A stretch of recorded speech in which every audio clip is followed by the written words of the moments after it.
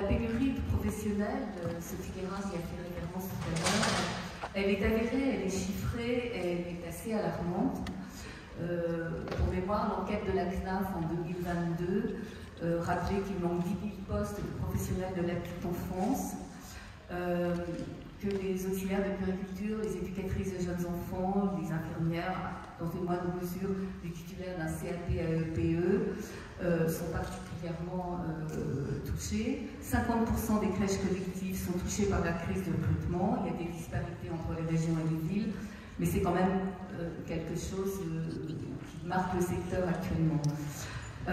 Crise de recrutement, faute de place aussi en formation ouverte, faute de candidats, beaucoup de mal aussi à fidéliser les personnes qu'on recrute, beaucoup de jeunes diplômés au bout de 2 ans quittent les structures pour ouvrir leur main ou pour faire toute autre chose. Il y a un turnover aussi très important dans les crèches. Donc, évidemment, il n'y a pas de solution miracle. Je me souviens d'Elisabeth Laitier, la présidente du comité de filière, qui disait on ne résoudra pas la crise en un claquement de doigts, c'est évident. Mais finalement, il y a pas mal de petites choses mises bout à bout qui peuvent aider. Et le développement durable, qui n'est pas une petite chose, mais fait partie de ces choses, enfin de ces éléments qui peuvent aider, si ce n'est à mieux recruter, au moins à fidéliser. En tout cas, c'est un petit peu la tonalité des témoignages que vous allez entendre sur cette table ronde. Donc, pour évoquer ça avec nous, alors les questions ne sont pas dans l'ordre. Donc, Nathalie Méhu, qui est directrice du service Petite Enfance depuis 14 mois de la communauté de communes du Gard Rhodamien, communauté d'agglomération du Gard Rhodamien. Vous étiez avant, je crois, dans le Vaucluse, où vous aviez labellisé un certain nombre de crèches. Là, tout est à faire et vous nous expliquerez pourquoi c'est important, selon vous, justement, de le faire, parce que vous avez vu la différence. Pierre Moissé, qui est sociologue, formateur, auteur notamment d'une étude réalisée pour la CNAF et la LELVI sur l'impact de la labellisation sur les conditions, la qualité de vie au travail et d'une certaine façon sur la qualité d'accueil aussi. Et puis, comme Pierre fait aussi beaucoup de séances d'analyse, de pratique, beaucoup de rencontres, il pourra aussi s'appuyer sur ce qu'il a pu constater sur le terrain. Muriel Gasco, vous êtes présidente des crèches de l'association des crèches associatives Poussy Crèche. Alors vous avez dans votre réseau la première crèche HQE, donc haute qualité environnementale de la région. Évidemment, vous avez mis en place toutes les pratiques qui vont avec. Anne-Laure Comte, donc vous êtes directrice du pôle famille de la Mutualité Française Grand Sud. Et vous avez, je crois, 16 crèches, dont 6 sont labellisées et 6 en cours de labellisation. Et vous nous direz aussi pourquoi vous pensez que c'est quand même un plus. Et d'ailleurs, on va commencer par vous. Merci Catherine. Alors, qu'est-ce que ça apporte dans le recrutement d'avoir des crèches labellisées ou en cours de labellisation? Et qu'est-ce que ça apporte dans la fidélisation de votre personnel? Alors effectivement, cette démarche nous a semblé très pertinente et je parle au nom des directrices parce que je suis leur gestionnaire. D'abord dans la philosophie, dans l'éthique, c'est-à-dire que quand on fait un recrutement, alors vous, mesdames, messieurs, de recruter comme moi, on a besoin aussi de sentir que la professionnelle, même si c'est difficile d'avoir certains professionnels, on l'a dit, partage des valeurs, partage une éthique et partage l'envie de faire de la même façon. Donc, ça facilite déjà les rencontres et l'idée de se dire ensemble, on va être sur la même philosophie de travail, sur les mêmes ambitions, et c'est quand même un groupe, une mayonnaise à faire prendre, et donc ces principes, moi je vois aussi beaucoup de professionnels qui me disent dans la vie privée, je le fais, parfois c'est parce qu'économiquement, le vinaigre, la bicarbonate, c'est moins cher. Mais professionnellement, je ne l'ai jamais fait, mais moi, avec mes enfants, je fais ci, je fais ça, donc de leur proposer que professionnellement, elles vont aussi joindre leur pratique personnelle à professionnelle, ça aide beaucoup. Donc ça veut dire qu'au moment du recrutement, quand vous leur présentez l'engagement des crèches dans le label Écolo-Crèche, vous sentez que c'est un petit plus dans leur décision? Ah carrément, c'est un plus. Et puis c'est un élément de motivation pour une direction de crèche, c'est-à-dire qu'elle sait qu'elle va partager une philosophie. Alors, la démarche écolo-crèche est intéressante parce qu'elle est cumulative à tout type de pédagogie. Donc, c'est pas et l'un ou l'autre. C'est pas, ah ben si je fais écolo-crèche, je n'aurai pas le reste de la pédagogie. Pas du tout. C'est pas ce sens. Donc, quand les directrices ont bien compris, ça permet de partager l'ambition. Et puis, on lit tout de suite, dans le recrutement, on va aussi faire connaître aux professionnels comment on va faire, mais quand on va lui expliquer que les enfants sont dehors avec elles, parce que c'est notre philosophie, et que dehors c'est aussi de la qualité de vie au travail pour les professionnels. C'est moins de bruit, c'est plus d'air, c'est plus de temps précieux, donc ça aussi ça donne la bonne perspective, c'est-à-dire quand vous embauchez quelqu'un, c'est pour l'idée de la fidéliser, donc de lui dire que ses conditions de travail ensuite seront les bonnes. Donc tout ce melting pot est le bon parce que, et puis les directrices de crèche, ou les référentes techniques, puisque je gère les micro-crèches, me disent, ben, ça fait aussi le tri, c'est-à-dire des professionnels qui ne sont pas motivés, ne sont pas intéressés, ne comprennent pas, ben, elles peuvent avoir peut-être d'autres ambitions professionnelles, mais ce point-là il est devenu aussi majeur dans notre pratique, parce que la démarche écolo-crèche, elle se vit comme des pratiques qui, parfois, alors c'est peut-être mes collègues qui me diront, parfois sont un peu venus au forceps parce que les gens se disent, oh là là, qu'est-ce que c'est que ce truc? Et puis en fait, ça c'est notre retour parce qu'on a 12 crèches dont 6 labellisées, ça devient des pratiques évidentes. C'est-à-dire qu'on ne se pose plus la question d'avoir des enfants dehors avec nous, on ne se pose plus la question d'aérer, on ne se pose plus la question d'avoir des produits naturels. Ce sont des pratiques et c'est ça qui m'avait séduit dans cette démarche écolo-crèche, c'est qu'on transforme des professionnels dans leur pratique petit à petit, par petit ajout. Et donc, ben, cette fidélisation se fait aussi parce que ça donne du sens. Vous m'avez aussi interrogé quand on a préparé sur la formation. Je suis persuadée que, parce qu'on l'a vécu, hein, je parle au nom des directions de crèche, des professionnels qui étaient un peu loin du sujet en disant oh là là, on va me faire mettre du vinaigre, qu'est-ce que ça va faire, puis le reste, je ne sais pas ce que ça veut dire. Et bien, la formation qui a fait que nous, en journée pédagogique, il y a toujours une formation écolo-crèche, et bien, toutes les salariés sont sortis convaincus, donc bravo à ceux qui forment les professionnels, parce que cette formation fait que ça a donné du sens et que ce n'est pas que le travail de l'agent d'entretien de mettre du vinaigre et du savon noir. Non, c'est ah oui, pédagogiquement on va pouvoir faire ça, et puis on va se régaler à faire de la peinture au chocolat, et on va faire des trucs, et de la betterave, et des journées sans jeu, et du carton, et tout ça. Et tout à coup, la machine pédagogique avance. Et donc, effectivement, tout ce fil permet d'accompagner les professionnels dans un sens. Et puis, ce que j'ai trouvé pertinent, et ça, peut-être que je déborde un peu, mais c'est que ça a permis beaucoup plus de management participatif. Ne débordez pas du tout, parce que le management participatif, pour les équipes, ça fidélise aussi, enfin, c'est plutôt valorisant. Ah, carrément. Alors, c'est valorisant pour la direction. Je reste persuadée qu'une direction qui est bien dans son projet, dans son attitude, dans son accompagnement, elle y travaille beaucoup. Vis-à-vis des équipes, ça va permettre aussi de conduire ce bateau ensemble et de donner des objectifs et que les professionnels se donnent elles-mêmes des objectifs. Je dirais c'est ça le management participatif, c'est que les professionnels vont se donner des objectifs en disant ah bon alors moi je vais faire un atelier comme ça, pâtisserie, on va faire des goûters maison, on va sortir les enfants tous les jours et on va faire un projet de sieste à l'extérieur. Chaque professionnel a son job à faire. Et là, ça donne encore plus de sens et ce management participatif permet aussi à des directions de se renouveler parce que la directrice de crèche, c'est fatigant, c'est difficile. Voilà. Vous me disiez que dans les crèches labellisées, il n'y a pas beaucoup de turnover parmi vos directrices. Ah oui, là, j'en ai pas de turnover. Oui, oui. C'est vrai qu'on a peu de turnover parmi les directrices. Est-ce que dans les crèches non labellisées, vous en avez plus?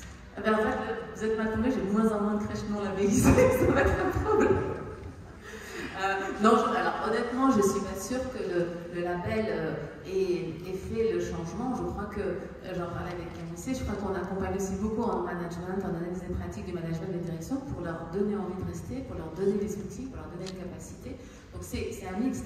Et effectivement, le fait d'avoir une cohérence entre le recrutement, les professionnels recrutés, les projets qui impliquent des professionnels, la petite difficulté c'est qu'administrativement il faut se la remplir, le questionnaire c'est une démarche qualité. C'est du boulot, mais en même temps, ce qu'elles m'ont dit, c'est ok, c'est du boulot, mais on voit les étapes. Ah ben oui, on ne se souvient pas qu'on a fait tout ça. Alors oui, c'est du travail de remplir la plateforme, mais ça valorise. Donc il y a un effet de dynamique qui fait que, oui, ça fait peut-être que nos directrices partent moins, mais c'est un tout, mais ça aide. Pierre Moisset, dans l'étude, il me semble que justement l'aspect, parce qu'on parlait de management participatif, l'aspect management ressortait, non? L'aspect management ressortait sur plusieurs aspects, mais juste pour présenter de manière générale, on est centré sur la Belgique. Donc déjà l'aspect management en général dans la petite enfance. Juste le message est passé ça. Bon, enfin, l'étude a permis de faire ressentir le fait que le management était éminemment perfectible dans le domaine de la petite enfance, parce qu'il n'a pas été pensé, en fait, tout simplement. La dimension managériale d'un établissement d'accueil de jeunes enfants n'a pas été vraiment pensée jusque-là. Et en fait, ce qui s'avérait, c'est que, bon, déjà, en fait, pour bien situer les résultats, les établissements qui étaient engagés dans une démarche qualité, quelle qu'elle soit, avaient globalement, c'était connu un meilleur rapport des profils de terrain avec leur management. Et c'était encore plus le cas dans le cas de la BELDI. C'est-à-dire que la BELDI se distinguait des autres labels qualité par un niveau pro. Enfin, c'était corrélé, donc on peut dire que c'est causal, c'est-à-dire que c'est la BELDI qui génère ça. Soit c'est la BELDI s'apporte plutôt aux établissements qui vont bien, c'est quand même plutôt sympa. Soit effectivement il y a un effet d'adhésion, de cohérence, c'est-à-dire de se retrouver sur des valeurs qui sont en plus. Ce qui est intéressant avec la BELDI, c'est qu'il y a un peu entre guillemets transcendant par rapport à la petite enfance. On parle d'environnement, c'est pas le jeune enfant immédiatement. Donc effectivement, ça permet peut-être de faire de la cohésion à un niveau un peu méta, qui permet et aux professionnels et au management de se retrouver sur des référents qui sont plutôt à moyen long terme et un petit peu en transverse par rapport à leurs pratiques. On reviendra sur l'étude tout à l'heure. Magali Méhu, par rapport à ce que disait Anne Comte, est-ce que vous avez les mêmes éléments, d'autres éléments? Alors moi j'ai accompagné deux structures dans Vaucluse, moi j'en ai accompagné deux autres en 2017-2018 en Gironde, donc c'est vrai que de différentes tailles en plus. Moi ce que j'ai toujours trouvé intéressant, c'est qu'en fait au départ, parfois l'agent n'est pas totalement convaincu, disons qu'il peut avoir des réticences, mais il a aussi un domaine de compétences ou un domaine qui l'intéresse plus. Par exemple, c'est pas forcément les activités, il y en a qui ne sont pas forcément sur les activités, il y en a qui sont plus axés sur l'alimentation, d'autres sur le bâtiment.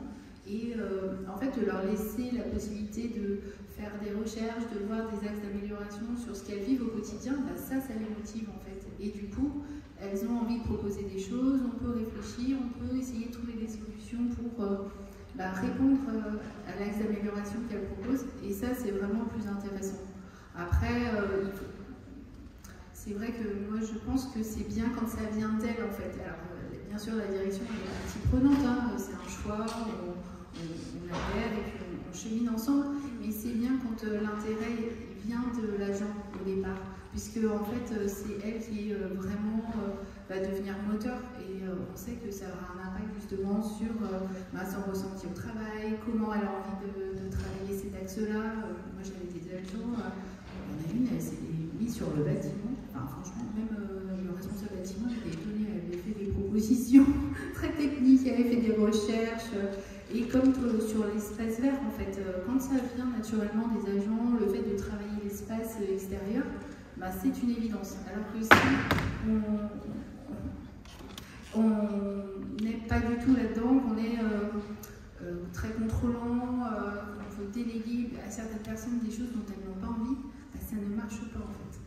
Donc en fait, ce que vous dites, c'est que ça marche quand les professionnels sont à l'initiative de certains projets, dans le cadre de la labellisation, ça les responsabilise et ça leur permet de s'épanouir, c'est ce que vous disiez. Oui, tout à fait. Donc là, ça les fidélise pour le coup.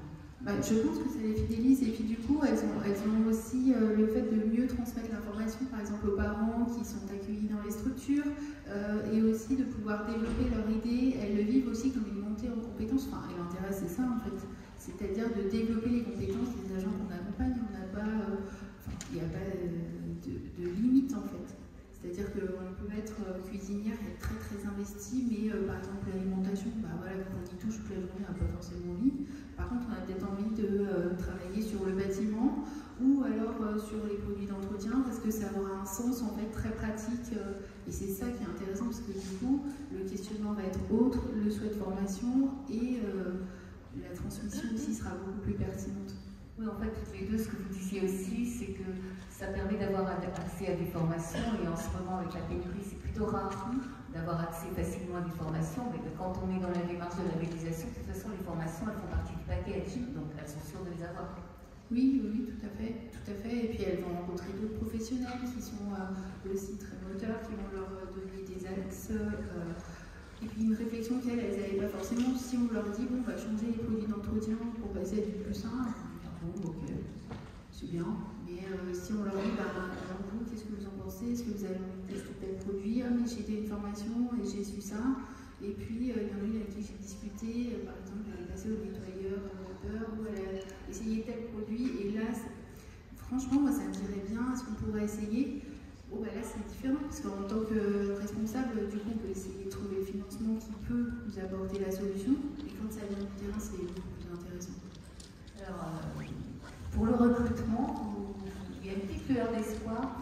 Vous m'avez dit, quand on a préparé cette table ronde, j'ai l'impression qu'il se passe quelque chose dans la nouvelle génération et leur dire qu'on s'engage dans une démarche de pratique éco-responsable.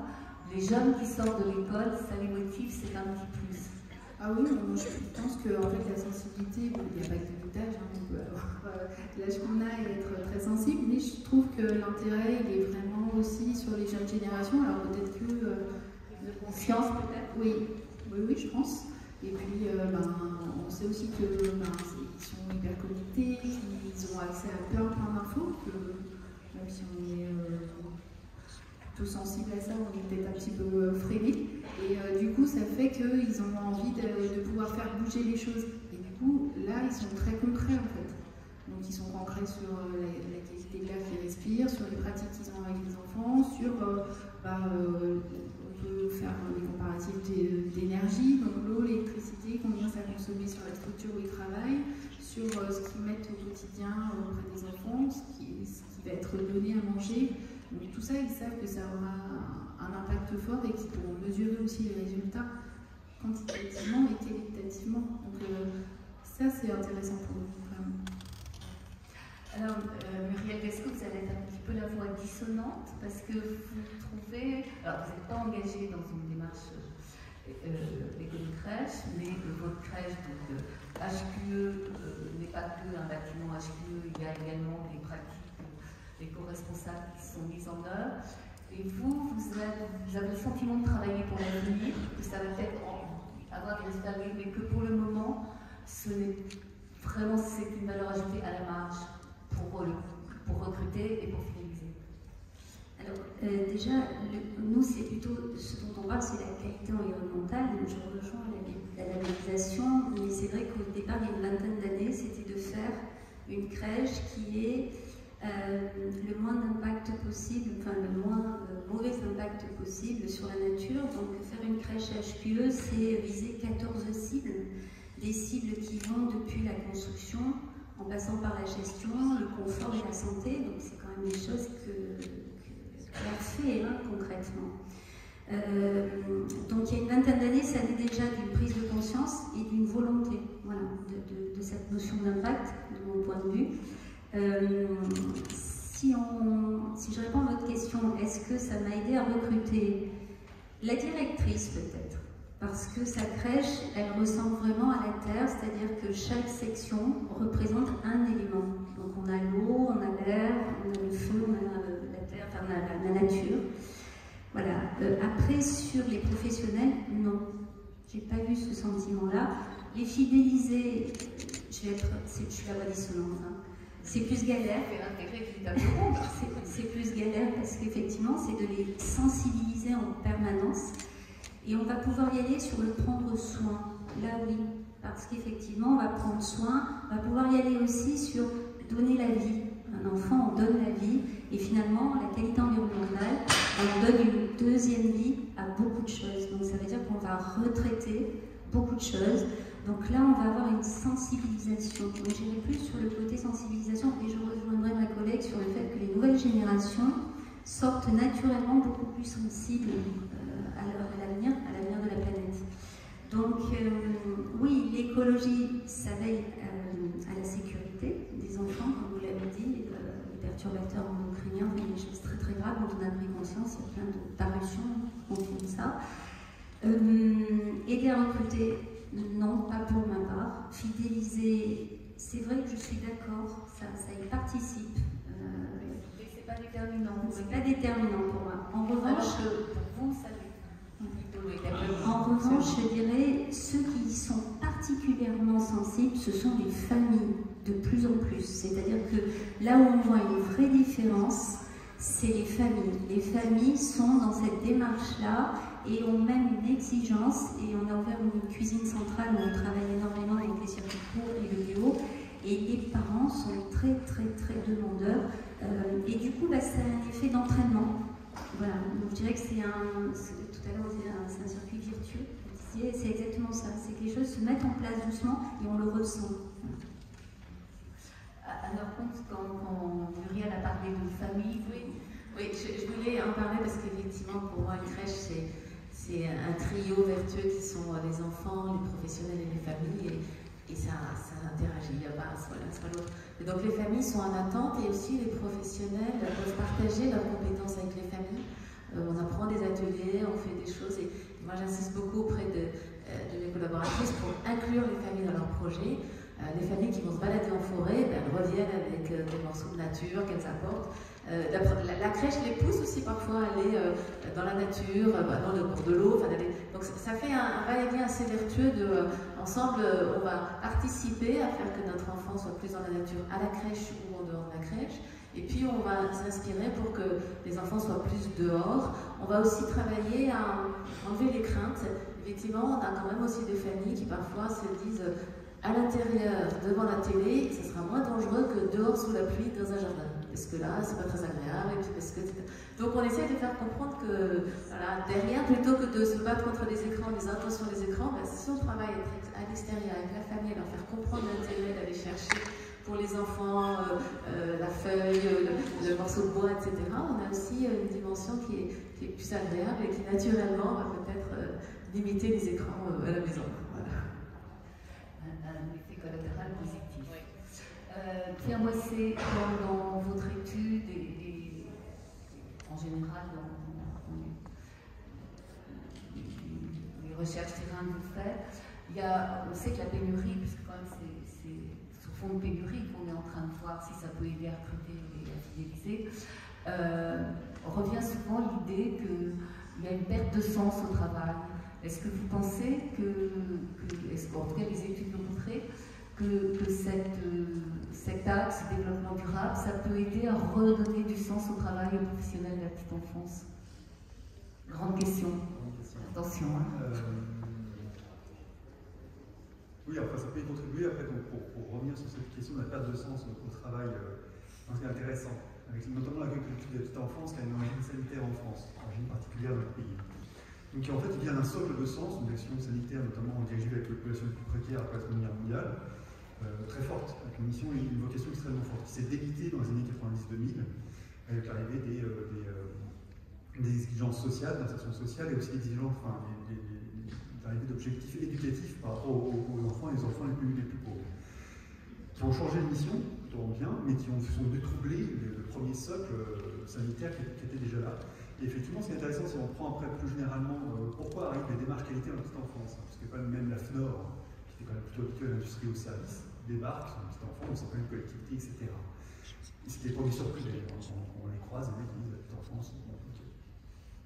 En fait, les démarches qualité, on peut aussi les voir comme des tentatives de remodeler une forme de sens sur fond d'incertitude. Notamment pas mal de démarches réseau, donc là je laisse la de côté et les démarches écologiques de côté, pas mal de démarches réseau sont sur quelle est la qualité du service rendu aux parents. Parce qu'en fait, on a un foutu de dire la qualité du service rendu aux enfants. Je le dis un peu rapidement, hein, mais là-dessus, sur les enfants, on est un petit peu plus timide. Mais bon, pour les parents, vous obtenez toujours à peu près 95% de satisfaction, parce que les parents sont fous de choses d'avoir des classes en crèche en général. Mais voilà, ça vient modéliser cette idée, voilà, qu'est-ce qu'on fait, quelle est la nature, en tout cas l'aspect un peu consistant de notre service. Donc ça, c'est pour décrire le fait que les labels qualité viennent aussi illustrer un trouble dans le sens de la petite enfance qui peut-être commence à se résoudre aujourd'hui, et effectivement, à ce titre-là, peuvent aider et freiner cette réduction de sens. Parce que je ferai l'hypothèse, ce n'est qu'une hypothèse qui peut être totalement retravaillée, que pas mal de ces labels, justement, en étant axés sur la satisfaction de l'usager adulte, le parent, et sur certains aspects de cet usage adulte, vont pas forcément nous permettre de mettre en forme beaucoup de choses intéressantes. Pour le coup, l'école crèche Label Vie et avec d'autres labels axés sur les valeurs écologiques, eux, viennent faire une résonance avec effectivement un référent qui est extérieur à la petite enfance, mais qui la rejoint par une dimension de projection à moyen et long terme, toute cette question de l'avenir, etc. Et à ce titre-là, oui, vont contribuer à donner du sens. Ça ne va pas forcément informer les pratiques, parce qu'après, il y a un flou dans les pratiques elles-mêmes, il y a un flou dans le sens, finalement, je fais des pratiques qui sont à peu près adéquates, mais ça sert à quoi à moyen et long terme? Mais il peut y avoir aussi un flou dans les pratiques qui est est-ce que je fais vraiment ce qu'il faut faire, y compris si je me projette à court, moyen et long terme. Donc en tout cas, déjà que le crèche va venir stabiliser le sens. Et juste pour répondre, pour faire écho aux différentes prises de parole qu'il y a eu précédemment, dans l'étude qu'on a menée, on a posé aussi la question est-ce que vous avez l'intention de quitter votre établissement actuel de travail? Oui, dès que possible, oui, peut-être à l'occasion. Effectivement, on observait que l'implication de l'établissement de travail dans la démarche écolo-crèche faisait que les personnes répondaient beaucoup moins fréquemment oui, j'ai l'intention de quitter mon établissement. Donc un effet de fidélisation, de stabilisation assez fort et avec une valeur particulière qu'on avait dit encore une fois. Et rapidement, qu'est-ce que l'étude mettait encore en évidence par rapport à l'écolo-crèche, donc au développement durable, parce que quand même le label écolo-crèche, c'est pas n'importe quel label, et comme vous le disiez tout à l'heure, il n'est pas tourné prioritairement vers les familles, mais plutôt prioritairement vers les enfants et les professionnels qui, en qualité de vie au travail aussi, y gagnent. En tout cas, ce qui ressort, c'est que là aussi pour faire écho aux différentes prises de parole, on a aussi posé la question, oui, vous êtes dans un label qualité, est-ce que ce label qualité a été imposé par les gestionnaires, enfin impulsé par les gestionnaires, demandé par la direction, demandé par l'équipe? Donc on voulait voir si c'était plus ou moins participatif, plus ou moins parachuté en fait finalement les labels. De fait, écolo-crèche et d'autres labels écologiques étaient beaucoup plus demandés, beaucoup plus fréquemment demandés par les équipes et les directions. Donc vous voyez, ça se jouait beaucoup plus au niveau de l'établissement plutôt que l'idée on va tous se mettre dans le nouveau label qui est super joli, tout ça. Donc ça, il y avait un effet d'adhésion qui était assez fort là-dessus. J'ai oublié des questions. Ma question était quels autres éléments ça mettait en évidence cette étude? Mais ça oui, les autres éléments que ça mettait en évidence, il y avait un effet aussi, donc je l'ai évoqué aussi tout à l'heure rapidement, mais sur un effet de la proximité des professionnels de terrain avec leur management. En tout cas, il y avait une corrélation qui était très forte, sachant que cette proximité management était corrélée elle-même avec beaucoup d'éléments de sentiment de qualité du travail au niveau des enfants, etc.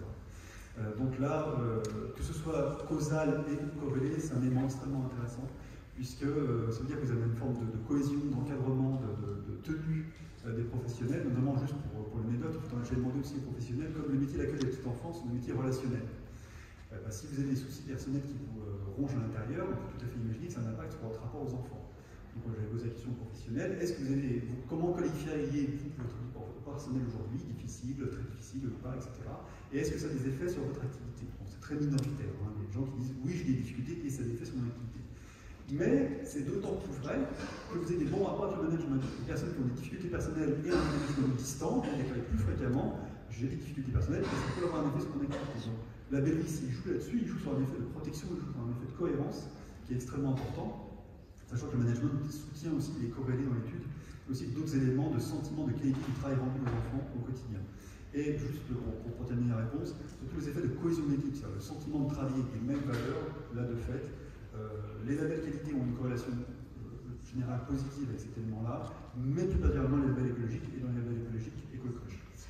On va rebondir peut-être avec Muriel, Alain et Magali sur le fait que ça donne le sentiment de faire un travail de qualité vis-à-vis des enfants. Est-ce que vous l'avez aussi constaté? Parce que je pense que ça peut avoir ça un impact sur la fidélisation, parce que quand même dire qu'on fait du bon boulot, ça aide à rester en place. Et le deuxième point, toi, c'est moi qui ai oublié, Pierre, la cohésion d'équipe, exactement. Magali? Alors, moi, je pense que ça a un vrai impact en fait sur la cohésion d'équipe, parce que si c'est un projet en fait qui est mené ensemble, alors avec parfois des tâches déléguées, justement, c'est ça qui est fédérateur, puisqu'elles vont devoir échanger, elles vont devoir aussi se mettre d'accord sur certains points. Par exemple, moi j'avais accompagner une équipe. Et du coup, on était passé à la sieste à l'extérieur de manière plutôt naturelle. Et du coup, il fallait se mettre d'accord sur comment on fait la sieste à l'extérieur, jusqu'à quand. Voilà, il a fallu aussi, du coup, fédérer l'équipe sur un projet qui était bien au-delà de la belle vie et le projet Écolo-Crèche. C'était sur les pratiques au quotidien avec les enfants. Donc ça demande du dialogue, ça demande de la remise en question, et forcément, ça demande de la cohésion d'équipe, parce que sinon, ça n'a aucun intérêt. Donc ça, c'est le premier point. Et après, je pense aussi que sur chaque équipe, en fait, il y a des leviers, parfois qu'on a en tant que manager, mais parfois qu'on n'a pas forcément.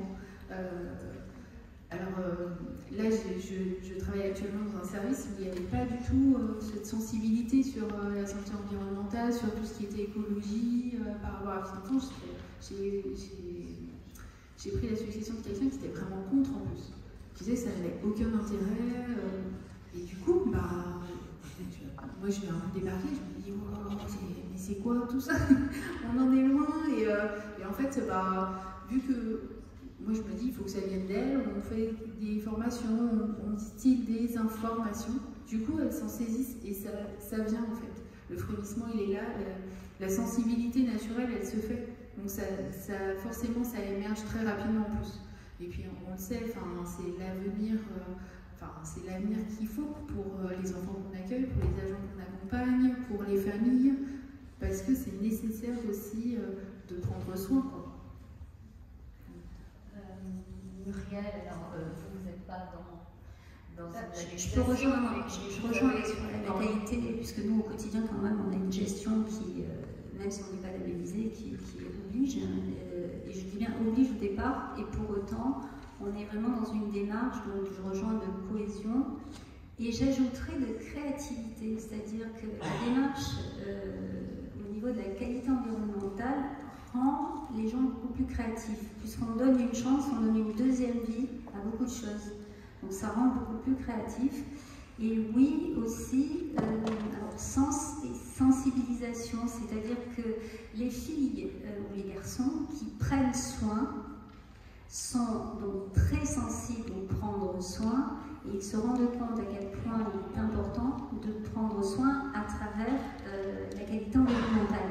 Et je dirais aussi, à travers une des qualités les plus importantes, c'est le respect, puisqu'on parlait de valeurs, enfin Pierre parlait de valeurs et du sens, et je le rejoins à 2000% sur ça, c'est qu'on remet au cœur et au centre les valeurs. Et nous défendons chez Poussine, et comme je pense la plupart des personnes, la première des valeurs c'est le respect, et on le décline donc en deux temps, le respect de l'environnement et le respect de la personne.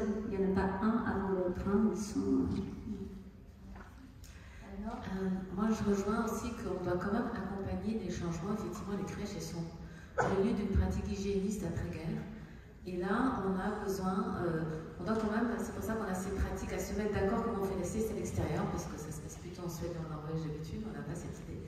Et donc on doit aussi, la démarche permet d'accompagner des nouvelles pratiques. C'est pour ça que je dis que c'est un fil entre le recrutement, on doit avoir des professionnels qui ont cette sensibilité, l'utilisation et l'action. Parce que changer ces pratiques d'être à l'intérieur, hygiéniste, la protection, pas de microbes, pas de terre, pas de tout ça, il faut qu'on puisse faire venir des changements. C'est bien que maintenant la CAF, les CNAF nous accompagnent financièrement d'ailleurs dans cette démarche. On a encore parfois les PMI à convaincre qui sont encore dans une réticence de protection de microbes de l'enfant, de l'hygiène, etc. Donc oui, moi ce que j'adore dans cette démarche, c'est le changement qui accompagne en fait la société. Les familles nous le demandent, les professionnels nous le demandent, les enfants ils ont besoin. Donc on doit sortir de ce reste un petit peu, voilà, d'après-guerre, ça fait un long moment maintenant, pour avancer dans des pratiques, et les équipes elles sont contentes, elles doivent parfois inventer des nouvelles idées, des nouvelles façons de se mettre ensemble, puisqu'elles n'ont pas eu l'habitude d'avoir de la sieste intérieure, elles n'ont pas eu l'habitude d'avoir une plante à l'intérieur, elles n'ont pas eu l'habitude de se dire il y a une escargotière, il y a tout ça, donc on devient plus créatif parce qu'on sort aussi de parfois ce qu'on nous a appris, ce qu'on a fait depuis toujours. Alors c'est intéressant, en vous attendant, on voit bien que vous êtes passionné et convaincu, mais on voit bien aussi qu'on a du mal à mesurer l'impact que ça peut avoir sur ce qu'on a mis en tête de cette table ronde, le recrutement, la formation, la fidélisation. La fidélisation, on le voit bien, le recrutement c'est plus difficile. On avait invité France Travail, qui je crois avait des choses à dire mais la personne n'a pas pu se libérer. Alors peut-être, Claire, vous pourrez nous dire tout à l'heure, parce que je crois que vous avez discuté avec France Travail, comment eux arrivaient à le mesurer plus précisément. Mais donc, si je résume un peu ce que vous venez de dire, d'abord vous avez les équipes ont le sentiment de faire du bon travail plutôt, de retrouver un peu de sens, j'extrapole pas, c'est bon. Une cohésion d'équipe, un management participatif qui n'éteint pas les personnalités, mais qui au contraire les met en valeur, qui permet à des professionnels de terrain de prendre des initiatives. Donc oui, ça fidélise, on est d'accord. Le recrutement plus compliqué, plus difficile. La formation, on n'en a pas parlé beaucoup. On avait également demandé à quelqu'un de l'IFTS d'être là parce que je ne sais pas, je n'ai pas l'impression que dans les formations initiales, on parle beaucoup de développement durable, de pratique éco-responsable, alors même ce que vous nous dites que la jeune génération serait prête à entendre des choses sur ce sujet parce qu'ils ont peut-être plus conscience que d'autres de la crise climatique actuelle et de l'importance du respect de l'environnement. Moi, je pense que oui, elles ont, en tout cas dans les écoles actuellement, c'est abordé d'une manière très légère en fait. Si on prend l'école d'auxiliaire de puériculture, on va pas se mentir, ils sont encore sur une hygiène très standard en fait, tout comme à l'école d'infirmière. C'est nécessaire aussi quand on est en milieu hospitalier, mais il faut aussi voir. On peut faire un parallèle, la production de déchets qui est en milieu hospitalier, elle est quand même très importante, donc ça a forcément un impact. Voilà, on peut faire des parallèles. Après, concernant le point de recrutement, moi je pense qu'on peut quand même le mesurer. Moi, quand je suis arrivée sur ma collectivité, il manquait 4 JE de terrain.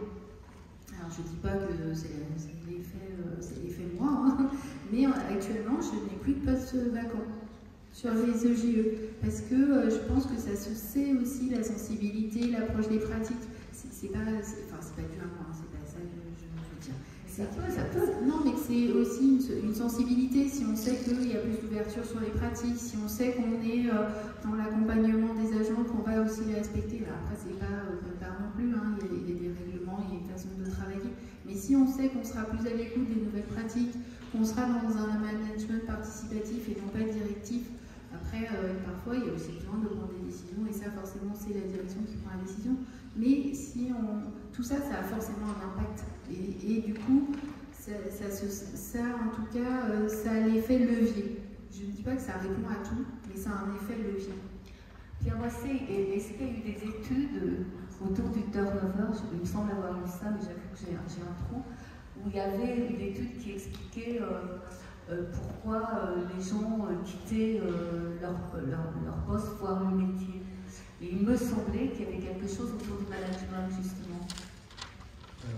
Non, je ne connais pas, et malheureusement, dans l'étude qui était déjà très très long, on n'avait pas posé la question qu'est-ce qui motive à partir. Après, moi, j'ai pu faire des corrélations sur qu'est-ce qui motive à partir les personnes qui le déclaraient, donc, notamment les pratiques managériales, plus particulièrement typiques du privé lucratif, en termes de pression horaire, etc., était éminemment corrélé avec effectivement un désir de partir beaucoup plus fréquent chez les professionnels du privé lucratif. Ça, c'était très clair. Je crois que dans les crèches associatives, il y avait moins de départs parce que les professionnels y trouvaient plus de sens. Oui, il y avait aussi une proximité. Alors, finalement, si on veut graduer, dans le privé lucratif, il y avait une pression gestionnaire qui était vraiment indexée sur les changements horaires des professionnels, etc. Même si, en fait, il y a beaucoup plus d'outils de management formalisés, donc c'est ça qui est intéressant.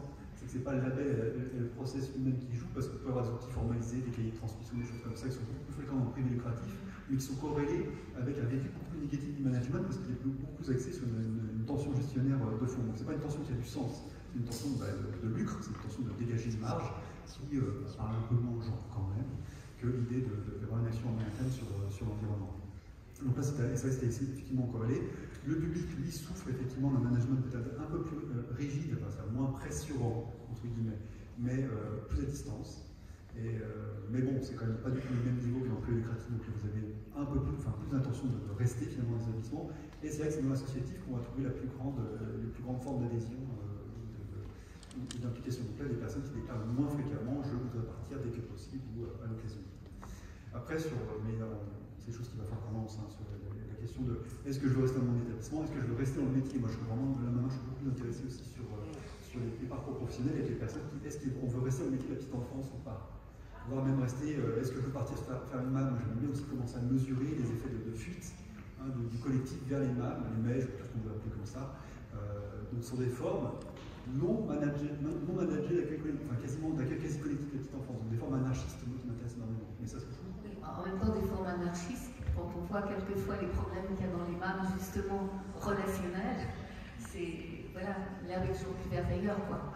Oui, il y a des problèmes relationnels parce que des problèmes relationnels. Enfin, bon, ça, c'est une parenthèse qu'on fait vite fait. Pas trop long. Non, oui, bien sûr. En fait, oui, il y a des problèmes relationnels parce que finalement, anarchie, au sens pur du terme, au sens étymologique du terme, anarchie, c'est sans fondement. Donc, il n'y a pas un fondement qui vient poser dans l'anarchie, vous devez redébattre en permanence la nature de vos liens et de votre articulation. Donc, ça génère du travail relationnel de coordination qui est périlleux parce qu'il peut échouer et qui prend beaucoup de temps. Dans la vie collectif, enfin, une structure qui est hiérarchie, justement, bah ça, tout ça, c'est stabilisé par hiérarchie, mais au détriment, enfin, au prix, peut-être d'un certain écrasement. Moi, j'ai plus entendu parler du travail d'accueil de la petite enfance dans les MAM que dans l'école collectif. Donc, ce sont des enjeux d'adultes de pourquoi j'ai pas pu faire ça. Et je caricature, je vais très vite là. Mais dans les MAM, effectivement, on est obligé de parler de tout. Mais ça, c'est un autre débat. Mais ça peut inspirer ce qui se passe aussi. D'ailleurs, en fait, c'est la dimension participative des écoles de crèche qui vient toucher à ça. C'est-à-dire que ta bonne cuisinière, si tu as envie de t'occuper du bâtiment, c'est intéressant.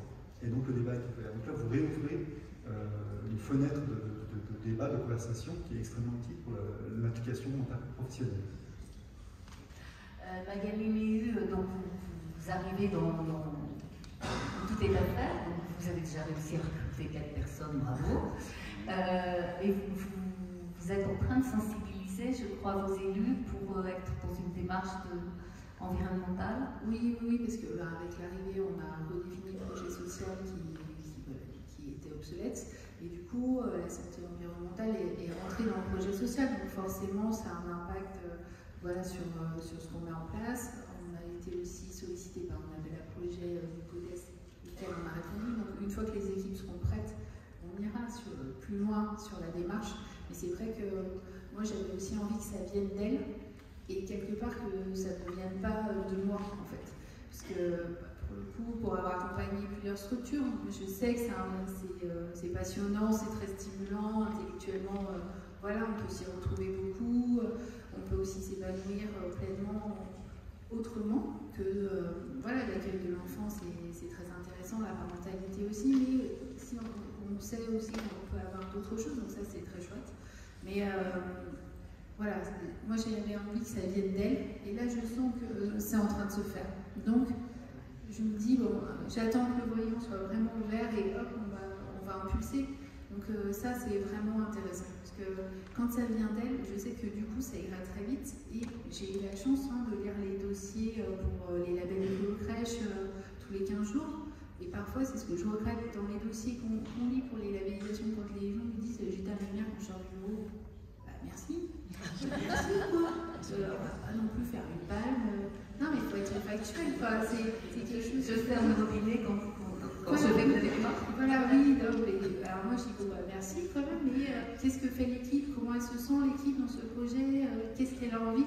Il y a des dossiers qui sont vraiment complets, où on sent vraiment l'évaluation. Puis il y en a d'autres, on sent que c'était plus dur. Et parfois, c'est ça qui est intéressant, c'est juste de dire, bon c'est très bien d'être un lumière, mais c'est pas ça qui fait la qualité de l'accueil de l'enfant. Donc, qu'est-ce qui est fait par l'équipe dans ce sens? Sur quoi vous allez travailler? Comment vous allez imaginer votre jardin? Comment vous imaginez votre quotidien? C'est quoi l'accueil des parents? Si l'accueil des parents, c'est juste déposer leur enfant à l'entrée du groupe, c'est pas intéressant en fait. Mais comment le parent il est inclus dans la crèche sans que ce soit un format associatif, ça peut être un format public, privé, mais comment ils participent au quotidien, comment sont responsabilisés les agents pour donner l'information. Ça, c'est l'essentiel. Les deux, vous avez des problèmes de pénurie professionnelle ou tout va bien? Je ne sais pas pourquoi vous dites ça. Je ne sais pas, c'est peut-être. Bien sûr, on a des problèmes de pénurie personnelle. Après, nous, chez Lucie, on a une grande stabilité d'une grosse partie de l'équipe. On a un turnover annuel qui se fait malheureusement vers la mairie en permanence. On ne peut pas rivaliser, nous, avec la commune de Marseille. au-delà de ça, les jeunes sont attirés, et je pense qu'effectivement, ce que disait Pierre, c'est très juste. Je pense qu'il y a des choses à penser sur des études pour savoir qu'est-ce que c'est qui va sensibiliser, où on en est de cette, je n'ai pas de vocation, mais de cette aspiration d'y rester, d'y passer combien de temps, voilà, c'est une nouvelle génération. Enfin, on sait qu'ils vont changer plusieurs fois de métier dans une vie et qu'ils auront d'autres ouvertures que la petite enfance, peut-être pour toute une carrière. Mais même dès l'école, moi, quand je discute avec des responsables de formation, ils disent au premier stage, quelquefois, ils ont été reçus au concours. Le premier stage en crèche, ah ben non, ça leur plaît pas, ils se barrent. Oui, mais c'est peut-être aussi que.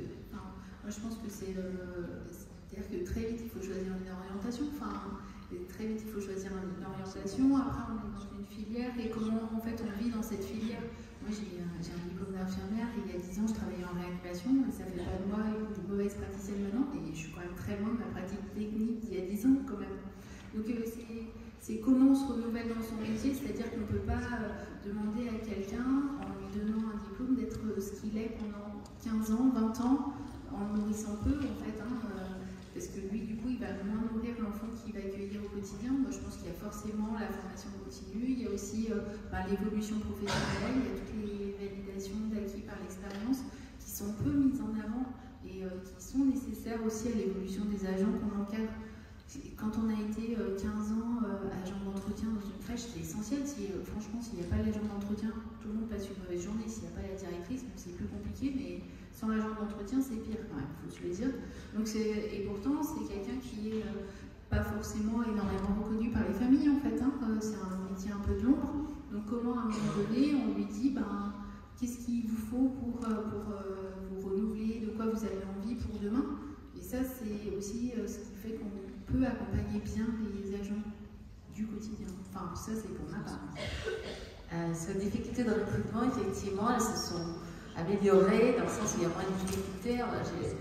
J'ai à peu près 220 professionnels et aujourd'hui, j'ai que 2 postes d'auxiliaire de périculture qui ne sont pas pourvus. Donc, bravo. C'est-à-dire qu'il y a 3 ans, c'était à peu près 15. L'année dernière, c'était 5. Cette année, j'en ai plus que 2.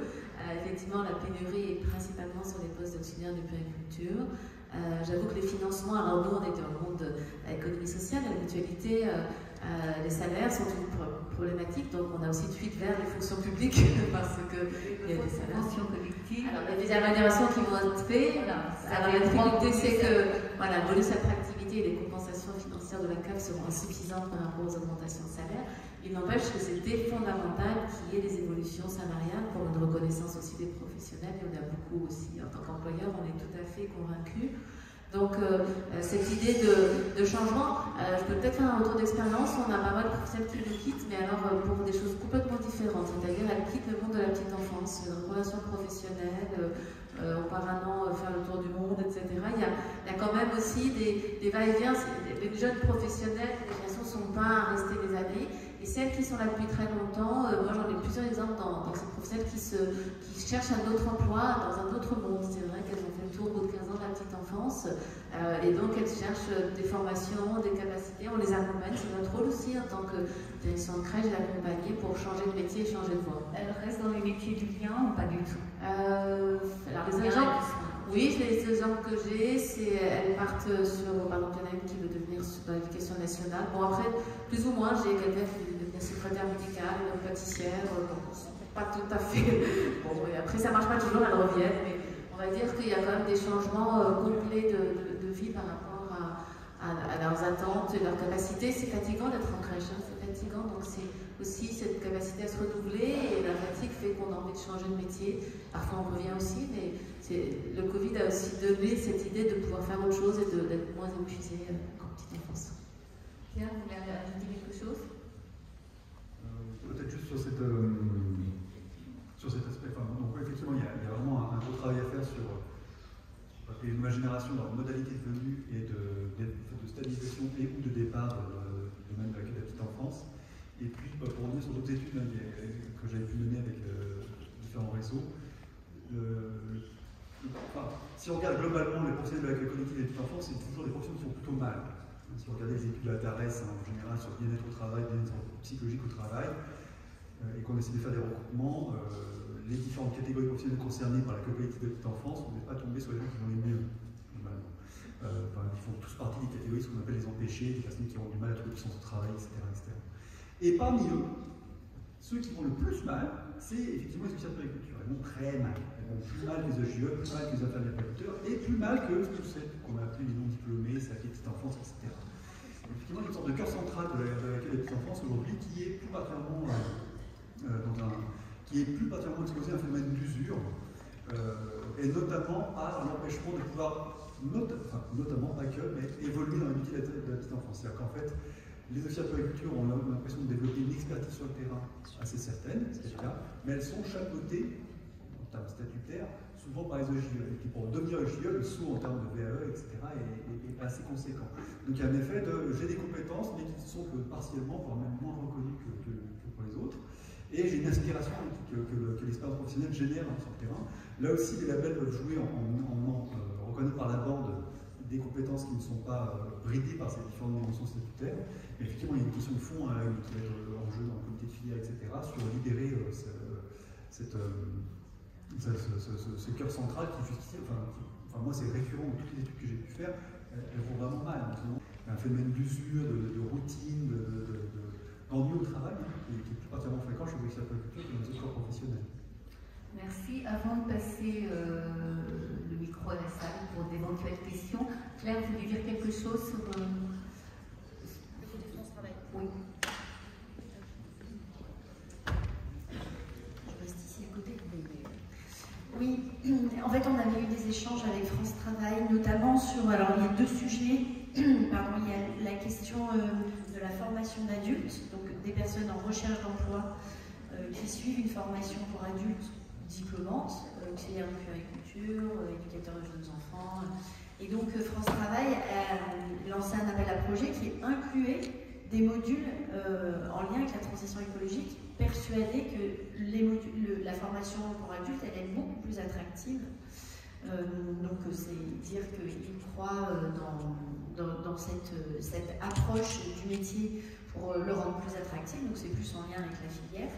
Et ensuite, ils sont persuadés qu'en travaillant ce qu'on appelle la marque employeur, donc des gestionnaires, et en la verdissant, en montrant que l'employeur va permettre aux professionnels d'œuvrer de façon plus éco-responsable et de mieux préserver la santé des enfants, mais aussi des écosystèmes, les recrutements se feront plus facilement. Ça veut dire que ce que Magali disait sur la jeune génération, ça se trouve aussi dans la moins jeune qui se reconvertit. Oui, complètement. Oui, parce que... Alors, je rappelle qu'il y a un mal qui s'appelle l'éco-anxiété, qui est vaincu d'un mal. D'ailleurs, certains psychologues ou psychiatres disent que c'est pas une maladie, c'est juste avoir les yeux ouverts et la tête sur les épaules, que d'être un petit peu éco-anxieux. Il ne faut pas que ça paralyse, ça c'est le problème. Donc aujourd'hui, oui, les jeunes sont évidemment plus motivés, ont plus conscience des enjeux, mais aujourd'hui, tous les un peu moins jeunes aussi. Donc voilà, c'est sans doute quelque chose qui n'a pas encore été mesuré, mais vous l'évoquez quand même dans vos équipes, c'est sensible. Merci. Est-ce qu'il y a des questions?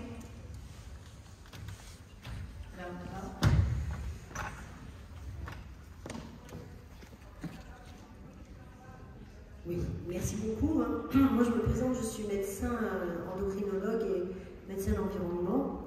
Et donc, j'ai été très intéressée par votre débat et je voudrais souligner deux choses qui m'ont particulièrement intéressée.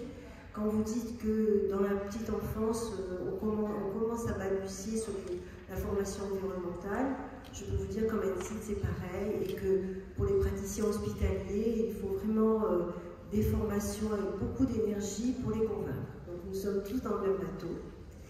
La deuxième chose, c'est que je travaille aussi dans une maternité à l'Étoile, à Aix-en-Provence, et on a beaucoup de difficultés à effectivement trouver des auxiliaires puéricultrices.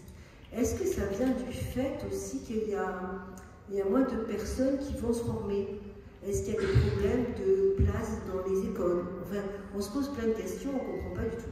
Voilà, merci. Alors oui, il y a des problèmes de place dans les écoles, de places ouvertes. Il n'y en a pas assez, c'est sûr. Mais alors, je peux vous dire que vous, en maternité, vous avez du mal à avoir des auxiliaires de puériculture. En crèche, c'est bien pire parce qu'elles vont en maternité. Donc, parce que c'est plus cool, parce que c'est plus... Donc, oui, il y a des problèmes de places de formation, il n'y a pas assez de places ouvertes. Et vous vouliez ajouter quelque chose, Sophie Guérin? Merci. Juste sur ce sujet, on a des... Enfin, c'est crucial pour sortir de la pénurie. On a des instances où on siège tous, notamment le schéma départemental de services aux familles. Sur la zone qu'il a eu il y a 3 semaines, la région a présenté ses slides de formation. Donc on nous dit qu'on est en pénurie, en crise de vocation, on emploie tout le temps ces mots. Et donc dans sa présentation, il disait qu'il recrutait une candidate auxiliaire sur 4. Et donc moi je me suis levée et puis j'ai dit mais alors c'est pas une crise de la vocation, c'est juste une crise de la formation. C'est-à-dire que 75%, je vais dire des jeunes filles, parce que c'est toujours le cas aujourd'hui, qui se présentent en disant bonjour, je voudrais être auxiliaire de puériculture, je voudrais me former, on leur ferme la porte. Donc c'est le sujet, je pense, et si on veut tous collectivement réagir, parce qu'on est nombreux aujourd'hui, c'est qu'il faut absolument ouvrir plus de places en formation pour les auxiliaires et pour les EJE, parce que c'est quand même comme ça qu'on arrivera à sortir de la pénurie. Moi je pensais qu'il n'y avait plus de candidats. Et là, du coup, on aurait pu parler d'une crise de la vocation. Mais si on dit non 3 fois sur 4, c'est une crise de la formation. Ça dépend des régions. Il y a des régions où il n'y a aussi pas de candidats, il y a de grandes disparités régionales. Alors, ma voisine disait, la VAE, c'est pire. Alors, c'est vrai que la VAE, c'est une solution, mais oui. Je vous rejoins, Sophie. En revanche, il y a quand même beaucoup moins de candidats. Moi, j'ai commencé il y a 30 ans, on avait un nombre de candidats beaucoup plus important. Donc, il y a une vraie diminution du nombre de candidats. Et je rejoins Pierre sur un sujet important, c'est que l'auxiliaire de puériculture, c'est quand même celle qui plafonne le plus. Si elle ne peut pas évoluer à travers une VAE, elle a quand même un niveau d'études, elle a ses bacs, elle va faire un concours d'entrée, elle va avoir un examen d'avoir le bac, mais enfin elle a quand même un niveau la plupart du temps. Les écoles disent qu'elle n'est pas obligée d'avoir le bac, mais les candidats ont le bac plus 3. Et en fait, ce sont des personnes qui plafonnent très très vite sur la perspective d'évolution professionnelle. Et du coup, effectivement, il y a une perte de sens. Si elles n'arrivent pas à évoluer à travers une VAE ou à trouver un moyen d'évoluer dans la structure, alors il y a eu l'opportunité des micro-crèches où elles ont pu être référentes. Donc ça leur donne une perspective. Mais je pense qu'il y a quand même aussi ce problème où rapidement elles ont de grandes capacités, mais elles ne peuvent pas les mettre en œuvre. C'est-à-dire le système, que ce soit les décrets, que ce soit les organisations, ne leur offrent pas, ne leur permettent pas cette évolution. C'est aussi que la formation auxiliaire, elle est faite pour des agents, surtout hospitaliers. En fait, elle est très peu faite pour l'agent de crèche. En fait, il faudrait une double embranchement en fait, avec une partie maternité, parce qu'au départ, ils ont beaucoup envie, c'est vrai, d'aller travailler en maternité, au niveau hospitalier, puis après, on va pas se mentir, quand on est à l'hôpital, qu'on se fait un mois de jour, un mois de nuit, un mois sur 2, tout de suite, c'est moins sexy quand même. Hein. Mais quand on arrive sur la crèche, c'est-à-dire que tout l'aspect relationnel qu'on a avec les parents, il s'appauvrit aussi un petit peu, parce que les parents ils en ont besoin, leur enfant il a grandi, et puis elle les accompagne, mais beaucoup moins sur une partie développement de l'enfant, où le JE, elle va essayer d'aller, et c'est normal, hein, aisément plus sur ce sujet, donc elles se retrouvent un peu dépourvues en fait. Elles sont pas des actes à faire, mais quelle est vraiment leur spécificité, il faut savoir qu'elles s'appauvrit aussi, donc elles se sentent vraiment en violence. Alors, vous voulez ajouter quelque chose? Effectivement, ça fait 20 ans que j'entends, enfin je ne suis pas très longtemps, mais en même temps qu'il faudrait avoir 2 cursus, effectivement, d'auxiliaire en crèche, parce que c'est d'autres responsabilités, il y a un versant pédagogique, et d'auxiliaire en maternité, en hôpital, parce que c'est des métiers qui finalement sont différents. Il y a une relation à la famille qui n'est pas la même, il y a une relation aux soins qui n'est pas la même, selon les attentes. Moi, j'ai beaucoup de professionnels, alors qu'ils veulent devenir auxiliaires, qui sont bloqués en VAE, parce qu'elles sont issues de la crèche et elles n'ont pas assez ce côté sciences, médecine, sanitaire qui est demandé. Et donc c'est dommage parce qu'elles voudraient bien aussi arriver à devenir auxiliaires, elles ont envie de passer ce cap et elles sont souvent dans les jurys, ça ne marche pas à cause de cette dimension-là, d'où peut-être la pénurie. La profession auxiliaire, oui, elle doit être repenser. Voilà, c'est le décret qui peut changer sur les ratios, j'en sais rien. Est-ce qu'il y a d'autres questions?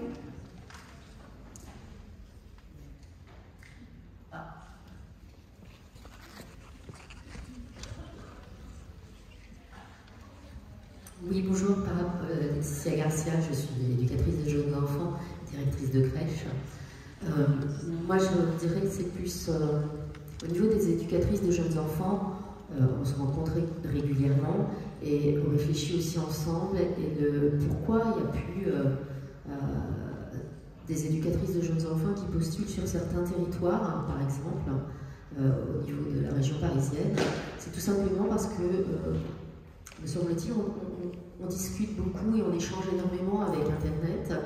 Et c'est vrai qu'un territoire où, par exemple, en tant qu'éducatrice de jeunes enfants, on ne peut jamais accéder à la direction de crèche, ou quand certains territoires, ça existe encore, quand certains territoires en fait privilégient aussi une formation de puéricultrice pour la coordination, etc., c'est sûr on ne va pas y aller. Et on se communique énormément ensemble. Nous au départ c'est vrai qu'il y a de ça une trentaine d'années, quand j'ai commencé, on n'avait pas internet, et on communiquait nettement moins. Et c'est vrai que j'ai vu beaucoup de mes collègues aussi partir par rapport au décret, hein, par rapport à la PSU. La PSU qui a fait beaucoup de mal et qui a fait partir aussi beaucoup d'éducatrices de jeunes enfants de terrain, tout simplement parce qu'on s'était battu hein, pour que les enfants ne soient pas considérés comme un package horaire. Voilà. Ça c'est en fait on va dire mon ressenti, hein, puisque ça fait plus de 40 ans que je suis dans le secteur de la petite enfance. Alors, voilà. je vais vous répondre, ça ne fait pas 40 ans que je m'occupe du secteur de la petite enfance, mais de nombreuses années quand même. Ce que vous décrivez en région parisienne notamment, en fait, ce sont les crèches gérées par des collectivités territoriales qui veulent absolument avoir des infirmières puéricultrices en direction, mais dans les associations ou dans le privé, beaucoup de JE ont accès à des postes de direction. Je confirme, hein, sur cette crèche, j'ai 2 infirmières directrices, c'est la plus grosse crèche, 72 places, c'est une DGE, et je l'ai choisie pour sa compétence et pas parce qu'elle avait ce diplôme ou pas, mais ce diplôme était le plus adapté pour une direction de crèche. Donc, oui. Et notamment toutes les crèches de plus de 60 personnes, c'est vraiment des infirmières puéricultrices tout le temps, effectivement, dans les crèches gérées par les communes ou les départements. Sur la PSU, la ministre actuelle dit qu'elle allait mettre à plat le mode de financement des modes d'accueil. On va voir ce que ça va donner. Effectivement, je sais que beaucoup de professionnels ont quitté le secteur un peu écœurés par le système au point, tarification à l'heure, etc., reprochant finalement un système proche de l'hôpital avec la tarification à l'heure. Voilà, donc on est loin de l'écologie. Est-ce qu'il y a encore des questions?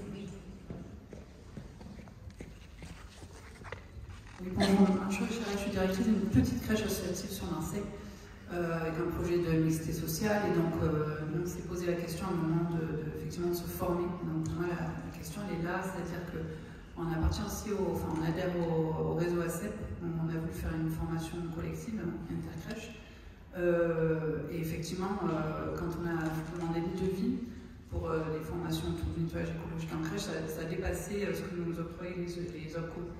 Après cette formation-là, les professionnels qui l'ont faite, avec notre organisme que la Belle Vie, ont voulu vraiment que notre crèche se forme toute l'équipe, pour vraiment passer des steps et continuer à travailler autour de ce nettoyage écologique et un peu au-delà. Et de la même façon, quand j'ai demandé des devis, c'était encore au-delà de ce que nous donnaient les OPCO sur des journées de formation, journées de pédagogie. Donc voilà, nous on est de plus en plus précaires, les crèches associatives, tout comme notre public, et là-dessus, on n'a pas accès si on n'a pas l'argent pour se former à ce niveau-là, on est limité à ce que nous donnent les OPCO et au budget qu'on peut avoir. Et là, on a vraiment des gros freins pour pour dépasser tout ça. Et donc je ne sais pas si vous avez des solutions, des choses à nous... Parce que voilà. Alors je sais qu'on peut demander des budgets à la CAF, mais c'est toujours à hauteur de 80%, il y a toujours à rajouter aussi dans notre poche et on ne peut plus le faire. Là, vous parlez de formation, mais à un moment, vous avez parlé de journée pédagogique. Oui. Par contre, vous savez que vous avez maintenant 3 journées pédagogiques. Oui, on le fait. En charge par la CAF. Elle prend en charge la perte occasionnée par la fermeture, mais absolument pas les frais de formation. Voilà. C'est déjà mieux. Tout à fait. Ah, mais tout à fait. Et je ne suis pas l'attachée de presse de la CAF. Non, mais du coup, là, c'était plus sur les organismes de formation. Et peut-être voir dans quelle mesure ils pourraient se mettre à hauteur de financement des OPCO ou pas, mais en tout cas... Ce qu'on peut constater, c'est une dégradation du portage des OPCO de manière générale. Cette année, il y a une nouvelle, enfin je pense qu'il y en a beaucoup qui sont concernés, ils ont un nombre limité de dossiers avec des montants limités, donc c'est de pire en pire. Donc je pense qu'effectivement, peut-être à l'occasion, c'est de voir ce qu'il y a lieu avec un groupement d'associations, rejoignez un réseau. Si vous êtes à la CEP, je pense que la CEP est tout à fait en capacité de prendre un rendez-vous avec l'OPCO et de discuter à un niveau plus macro. Ce que je voulais dire, c'est qu'on a trouvé un organisme de formation qui nous a formés au tarif de l'OPCO et c'était très bien, mais c'est une formatrice qui venait de Bretagne alors que la belle vie est sur Marseille. Je veux dire, à un moment donné, si on travaille aussi sur l'écologie, enfin, voilà, et c'est... Voilà. Donc, je pense qu'il y a un vrai souci aujourd'hui sur les OPCO et je veux dire, vous voyez avec le réseau, je pense qu'il y a quelque chose au niveau national qui peut se jouer, qui peut vous permettre justement d'avoir plus de proximité. Voilà, c'était pas accessible pour nous, quoi, la belle. Oui, il y a des clés. Oui, merci pour votre témoignage. À propos des OPCO et du remboursement des formations, effectivement, ça évolue, mais il y a quand même des leviers qui existent, notamment Uniformation, je ne sais pas si c'est votre OPCO, qui achète des journées de formation, qui nous achète des journées de formation et qui les rend disponibles à tarif préférentiel ou gratuites sur certains territoires. Donc, on sait que c'est possible. Ensuite, c'est vrai qu'en tant qu'organisme de formation qui salarions formatrices et qui n'avons pas des prestataires volantes, c'est aussi, on travaille sur la pérennité des postes et sur la qualité de vie au travail aussi, et les exigences Calliope, etc. Bon, effectivement, on a des tarifs qui, sans doute, ne sont pas complètement remboursés par certains OPCO. On travaille de ce côté-là aussi pour les inciter à rembourser, parce que nous, les tarifs qu'on fait sont des tarifs qu'on estime justes, qui permettent d'avoir une équipe de 7 formatrices qui montent en compétences elles aussi, etc. Mais en tout cas, renseignez-vous, il est possible, parce que, au passage, les formations Uniformation qui sont gratuites ne sont pas pleines. Aujourd'hui, à Paris, on a une formation qui se déroule dans nos locaux avec 4 personnes sur les 15 places disponibles. Donc, il y a parfois, je pense, un manque d'informations. Hein. Donc, il faut... Et ces journées-là sont faites aussi pour ça. Parce qu'il faut qu'ensemble, on arrive à trouver les solutions et à les mettre en évidence. Oui, c'est toujours... Aujourd'hui, oui, aujourd'hui, il y a une formation à Paris. Et j'ai vu la formatrice hier, j'étais à Paris, qui me disait, bah oui, j'ai que 4 personnes. Et c'est une formation gratuite. Éduquer à l'environnement pour la petite enfance. C'est quand même ballot. Bah oui, j'ai Ce qui est gratuit n'a pas de prix, c'est vrai aussi. S'il n'y a plus de questions, s'il y en a une encore, il y a une main levée.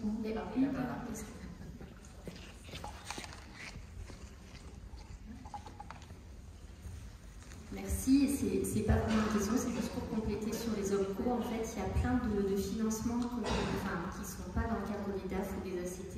Il ne faut pas hésiter parce que nous, on a été bloqués de la même façon sur des montants. Et il y a des fonds FNE, notamment près d'Uniformation, qui sont développés, qui sont des grosses enveloppes et qui financent totalement les journées de formation à la vie. Et c'est reconduit en 2025. Merci. S'il n'y a plus de questions, on va s'arrêter. Je vous remercie beaucoup de votre participation.